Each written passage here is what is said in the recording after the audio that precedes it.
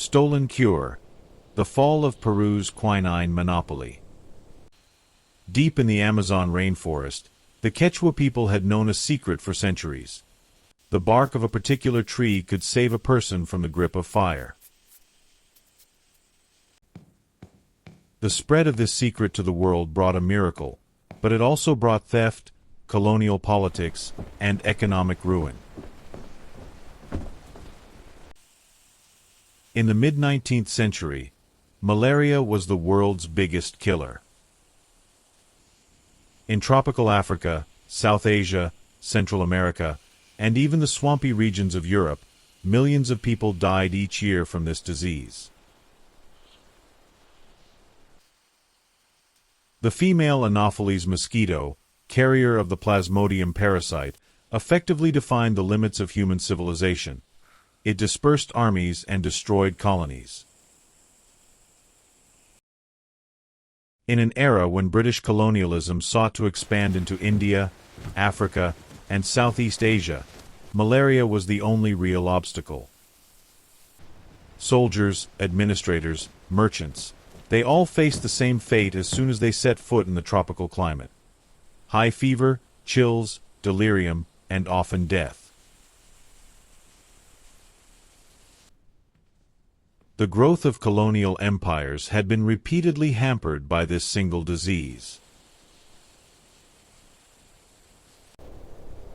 But there was a solution.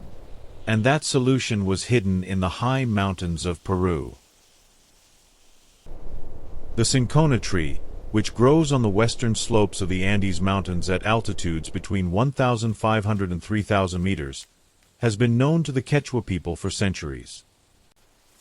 The powder obtained by grinding the tree bark was believed to stop tremors in the body. The natives used it primarily to protect themselves from the cold, but in the eyes of Europeans, the true value of this powder lay in something quite different. In 1638, Countess Ana de Chinchon, wife of the Spanish Governor-General of Peru, suffered a severe bout of malaria in Lima. Legend says that, on the advice of a local physician, he used cinchona bark powder and recovered within days. This story, though its veracity is debated, spread upon its return to Europe, and the tree went down in history bearing the Countess's name. Cinchona left its mark on all medical literature with the Countess's name. In the 1820s, French chemists Pelletier and Caventou succeeded in isolating the active substance from tree bark. They named it quinine. The weapon to fight the disease had now been identified, but the raw material for this weapon still only grew in a specific part of the Andes Mountains. By the mid-19th century, Peru was the undisputed power in the quinine trade. Although Bolivia and Ecuador also produced cinchona, Peru was the country that supplied the majority of the world's needs. Shells from Lima reached pharmaceutical laboratories across Europe. From there, they were distributed worldwide through the colonial administrations of Britain, France, and the Netherlands. The Peruvian government was aware of how strategic this valuable resource was. The export of cinchona seeds and seedlings was prohibited. This ban stemmed not merely from commercial concerns, but from a deep-seated sense of power. Controlling the cure for malaria meant establishing a kind of invisible dominance over the tropical world. And this dominance paid off. Quinine prices were kept high. Colonial powers had to accept the conditions set by Peru in order to obtain the quantities they needed. In cities like Manaus, Lima, and Guayaquil, wealth was accumulating from the quinine trade. New buildings were rising, opera houses were being built, and mansions furnished with furniture imported from Europe were soaring to the sky. But this grandeur harbored a hidden fragility. The monopoly was based solely on geography. And geography, when the right tools, the right people, and the right intentions came together, could be overcome. In London, in the late 1850s, the Indian ministry was grappling with a serious problem. Malaria epidemics in India were claiming the lives of thousands of British soldiers and civilian administrators every year. A regular and inexpensive supply of quinine was essential for the continuity of colonial rule. However, Peru's monopoly made prices unpredictable and the supply fragile. Botanists and pharmaceutical companies had long been searching for a solution. Was it possible to grow the cinchona tree outside of Peru? Would Indian territory have been suitable? Or Ceylon, Sri Lanka as it is known today? These were theoretical questions, because answering them first required something: seeds. The seeds couldn't leave Peru. The ban was clear. But what if the ban was broken? The British Empire began searching for someone who could bring this idea to life. It was a task that required botanical knowledge, courage, and especially, among all of these, a certain moral resilience. Clement Robert Markham, then in his early 30s, was an energetic and ambitious geographer and traveler. He was already familiar with Peru. He had a deep interest in Inca history and had personally explored the Andes Mountains. When the Indian Affairs Ministry presented him with the offer, Markham did not hesitate. The mission was to sneak into Peru, collect cinchona seedlings and seeds, smuggle them out of the country, and transport them to experimental gardens in India. It was an official government mission, but from the Peruvian perspective, it was no different from a smuggling operation. In 1860, Markham arrived in Peru with a carefully organized team. Besides himself, the team included several other botanists. Each would focus on a different cinchona species. The aim was to ensure diversity, because there were many species of cinchona, and the quinine content varied greatly from species to species. Markham spent weeks wandering the desolate slopes of the Andes Mountains. He collected seeds, carefully wrapped seedlings, and placed them in moist Wardian boxes, sealed glass containers designed for tropical plants. Then he returned to Lima. Before the port authorities' eyes, the boxes were loaded onto the ship as what appeared to be an extremely ordinary cargo. But what Markham brought wouldn't be enough. The real revolution in cinnamon seeds was created neither by Markham nor the British government. The architect of this revolution was a British merchant whose name has faded into the margins of history, and his Bolivian assistant. Charles Ledger was a man who had traded in Peru and Bolivia for years and knew the Cinchona rainforest like the back of his hand. These were the years when a Bolivian indigenous man named Manuel Mamani worked for him. Mamani knew the most remote corners of the Andes Mountains, which trees contained the highest levels of quinine, which seeds would germinate, and which seasons were favorable for the gatherer.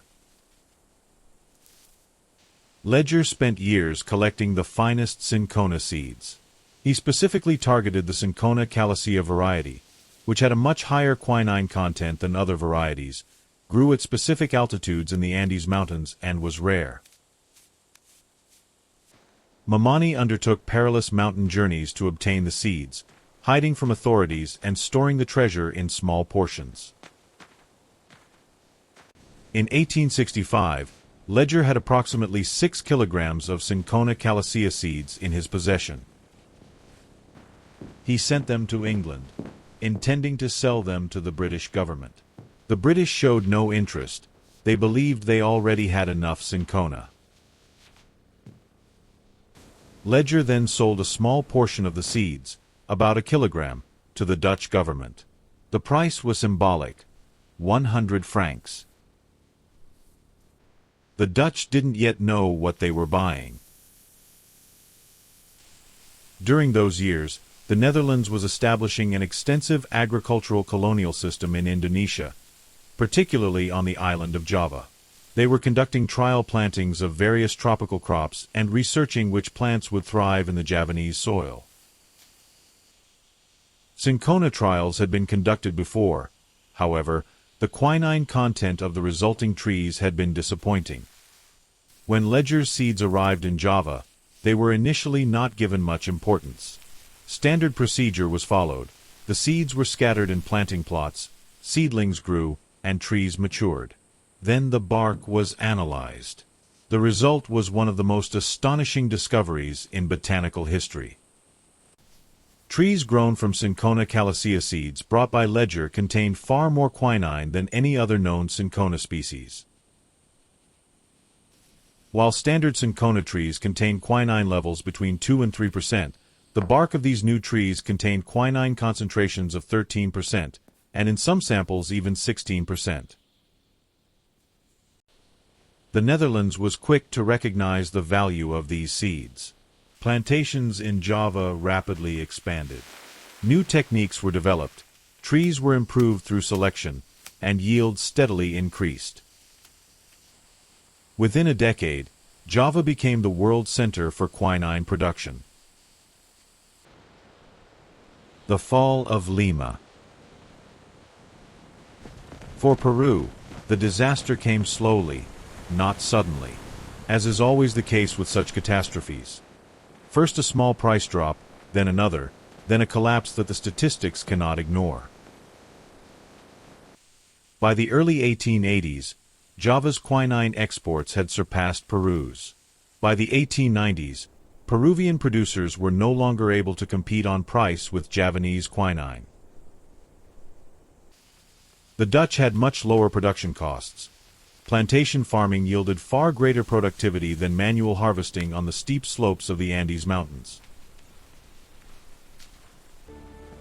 Quinine traders in Manaus, Iquitos, and Lima initially didn't give up hope. Perhaps prices would recover. Perhaps the quality of Java production would decline. Perhaps new markets would open up. But none of that happened. Families that built their fortunes on hatred began to collapse one by one. Contracts were canceled, ships waited in port, and cargo holds were emptied. The Cinchona forests on the slopes of the Andes Mountains had already been largely destroyed by extensive logging. Moreover, it was no longer economically viable to cultivate what remained of these forests. Peru hadn't just lost a product. It had lost an era.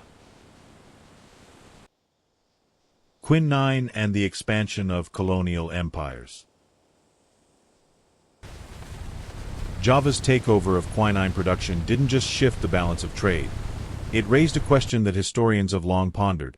Would Europe have been able to colonize Africa without cheap and abundant quinine? The answer is largely no. European expeditions into the interior of Africa in the late 19th century were made possible thanks to quinine. In the process known as the Partition of Africa, the entry of British, French, Belgian, and German armies into tropical regions relied on the regular distribution of quinine. The sustainability of colonial administrations depended on the availability of quinine. When the price of Javanese quinine dropped, the colonization of Africa accelerated. These two historical processes, the smuggling of Cinchona seeds from the Andes Mountains and the colonization of the continent, are linked by a much closer causal relationship.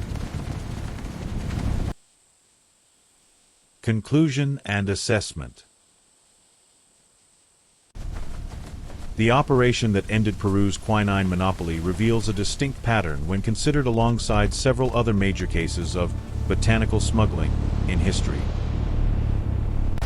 In every case, the basic logic is the same. A geographical monopoly is broken by the extraterritorial transfer of biological material. Brazil's rubber monopoly collapsed in a similar way to how Henry Wickham's hevea seeds, smuggled out of the Amazon in 1876, came to light. Spain's monopoly on merino sheep ended in a similar way amid the chaos created by the Napoleonic Wars. The common vulnerability of these monopolies was this: they all relied on a natural resource, and natural resources are portable. A seed, a seedling, an embryo was enough. If that seed could sprout in the right soil, the monopoly effectively ended. What Peru missed was the expiration of the time its geography had granted it.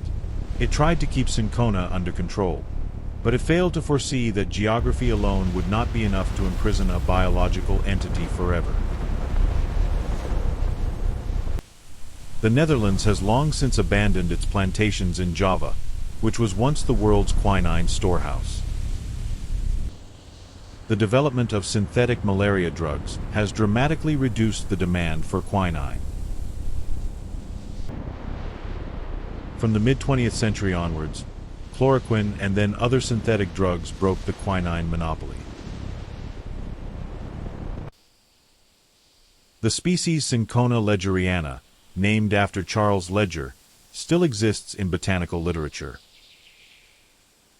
Standing on this edge of history, what we see is this: the journey of one of the world's most valuable medicines began with the knowledge of an indigenous people, grew with the ambition of an empire, dissipated with the hope of emerging, and finally took root in the soil of an island. And along this journey, those who lost the most were the least mentioned.